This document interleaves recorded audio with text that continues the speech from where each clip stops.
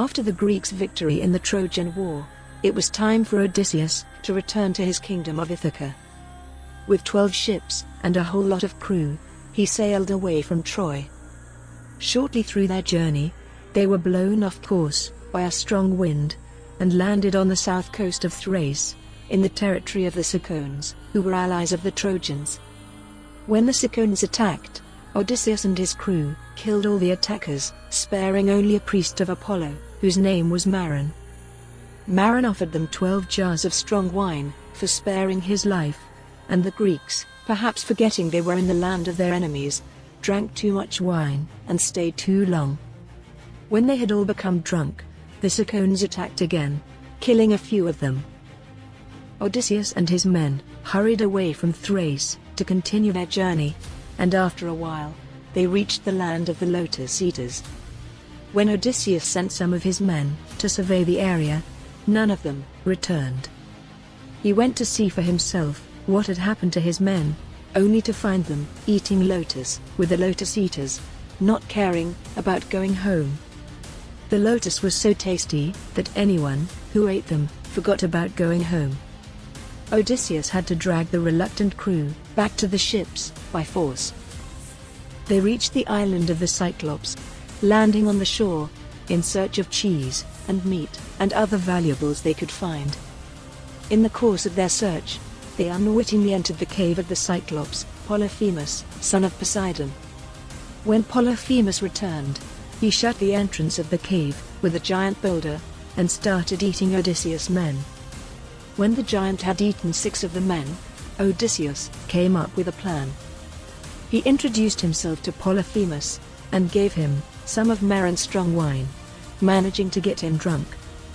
As the drunk Polyphemus slept, Odysseus and his men sharpened a huge stake and pierced the Cyclops' eye with the stake.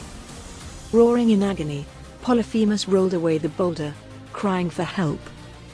With the cave open once again, Odysseus and his men escaped, cautiously avoiding the searching hands of the blind Cyclops. However, when they had gotten to the safety of their ships, Odysseus made the grave mistake of revealing his true identity to Polyphemus, a mistake that would cost him 10 years away from his home. Polyphemus prayed to his father Poseidon to avenge him, to curse Odysseus to wander the sea for a long time. Odysseus' ships got to the island of Aeolus, a king gifted by the gods with the power of the winds, who warmly welcomed and harbored them for a month. By the time they were ready to leave, Aeolus gave Odysseus a gift to ensure his safe return to Ithaca. The god put all the winds inside a leather bag, except the west wind, then gave the bag to Odysseus, warning him not to open it till he reached his destination. On the 10th day, however, just as Ithaca came into sight, Odysseus' men gently stole the heavy bag while he was sleeping. Thinking there was gold inside, the foolish men opened the bag, immediately releasing all the other winds, which violently blew their ships back to the island of Aeolus. Realizing Odysseus was cursed by Poseidon, Aeolus refused to help him again and sent them away. 7 days later, they reached the island of the Laestrygonians, a tribe of giants who ate human flesh. Hurling giant boulders at them, the giants destroyed all 11 of Odysseus' ships, except his own, and ate the sailors on those ships. Next, with his only surviving crew and ship, Odysseus reached Aeaea, the island of the sorceress, Circe, daughter of the sun god Helios. There, Circe turned his men into pigs, after feeding them with enchanted cheese and wine. Hermes, the ever-helpful messenger god, appeared to Odysseus, giving him a herb called moly, in order to resist Circe's magic. Now immune to her powers, Odysseus overpowered Circe, forcing her to change the pigs back to men.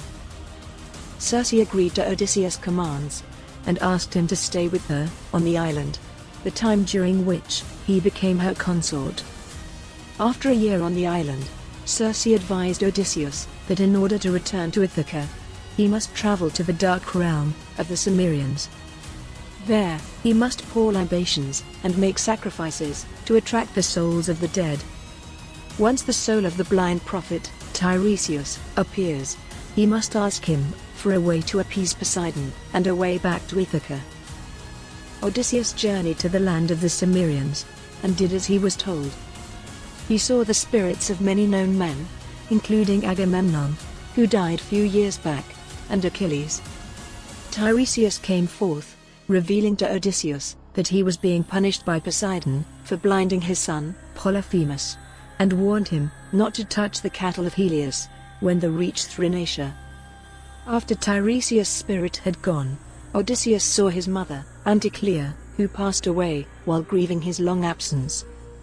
Anticlea warned her son to hurry back to Ithaca, for his wife, Penelope, was surrounded by many suitors who sought to take his place as king. Upon his return to Aeaea, Circe bade Odysseus farewell, warning him of the dangers that lay ahead. He would pass the island of the Sirens, who enchant all who come near them through their song, and then go through a pass between the whirlpool, Charybdis, and the six-headed monster, Scylla. When they got to the island of the Sirens, Odysseus ordered his men to stuff their ears with beeswax, and tightly bound himself to the mast of the ship, so that he would escape unharmed, while also able to hear the Sirens' beautiful song. They also managed to get past the Charybdis, but when they reached the territory of Scylla, the monster devoured 6 of Odysseus' crew before they got past. Next, they reached the island of Thrinacia. Remembering Tiresias' warnings, Odysseus commanded his crew not to eat the sacred cattle of Helios.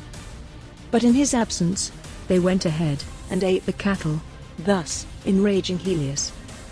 Helios asked Zeus to punish the insolent men, or he would take the sun with him to the underworld. Zeus sent a violent storm, which killed all of Odysseus' crew, sparing only him. The sea carried Odysseus to the island of Ogygia, where the witch, Calypso, fell in love with him, and kept him captive for 7 years. She tried to make him stay with her forever, by promising him immortality, but Odysseus wanted nothing more than to return to his beloved home of Ithaca. Finally, Hermes interceded on behalf of Odysseus, asking Zeus to have mercy on the hero. Zeus then ordered Calypso to immediately release the weary captive, which she obeyed. The king of Ithaca soon reached Cimmeria, the island of the Phaeacians. When he told them his story, they were pleased and honored to have such a guest. They gave Odysseus a new ship and some sailors, who sailed him safely to his home. The tired hero was sound asleep when they reached Ithaca, and not wanting to disturb him, the sailors gently laid him on the shore and sailed off. After 20 long years of wandering, he was finally back home. Odysseus awoke to see the shining armor-clad goddess, Athena, standing before him. After revealing to him what had happened during his absence, Athena transformed him into an old beggar to keep him safe till he was able to reclaim his throne. The disguised king went to the hut of one of his faithful servants, Eumaeus, who welcomed him warmly, entertaining him with stories of how great his past master was. When the now-grown Telemachus returned from Sparta, after escaping an ambush set by Penelope's suitors to get rid of him, he headed straight to the hut of Eumaeus. There, Odysseus revealed himself to his son. Reunited with his beloved father, Telemachus joined in on his plan of revenge against the suitors. Accompanied by Eumaeus, Odysseus, still in disguise, got to his palace, where the suitors laughed at him, taunted, and mistreated him, until Queen Penelope came to his aid. Penelope led the beggar away from her wicked suitors, not knowing he was actually her long-lost husband. She had been faithful to Odysseus all those 20 years. Penelope called her nurse, Euryclea, to wash the old beggar's feet, and while doing this, Euryclea saw the scar on his leg, immediately realizing who the beggar really was. She tried to tell Penelope, but Odysseus and Athena persuaded her to keep it a secret.